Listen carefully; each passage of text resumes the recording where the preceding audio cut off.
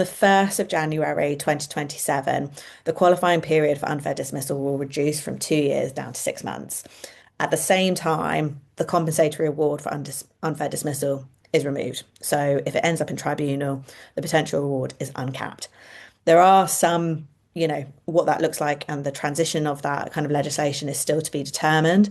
But this is something that we all need to prepare for, especially if you've got employees starting in June this year, they will have 6 months service by January. Um, so what this really means in practice is the margin for the informal period around performance management is like massively shortened. And when that unfair protection applies much sooner, it means that you have to put much more rigor around your recruitment practices, how you might manage fixed term contracts and freelancers, and how you deal with probation periods. So, obviously, you want to make sure that you hire good people. That's obviously what everyone wants to do. But should it not work out, your kind of window for dealing with it in an informal way that you may have done is limited to the first 6 months.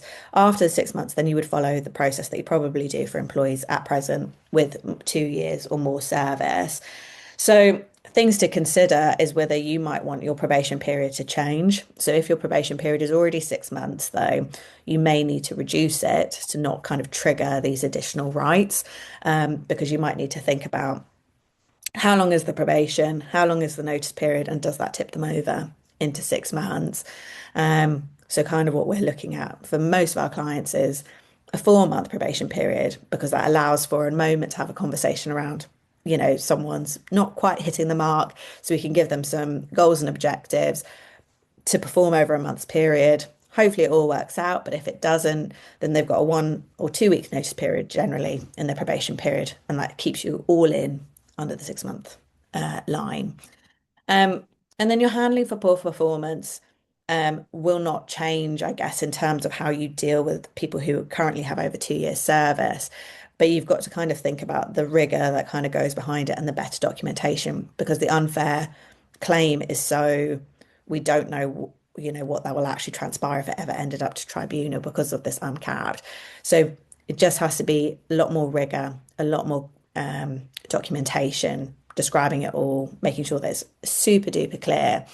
And obviously, in most organizations, your front line is your managers. And so making sure that your managers are absolutely equipped with understanding how to manage performance or how to manage probation is absolutely crucial. So that training piece is obviously what we always kind of come back to because those are the people who are going to be potentially if you train them well, it will limit your risk, basically.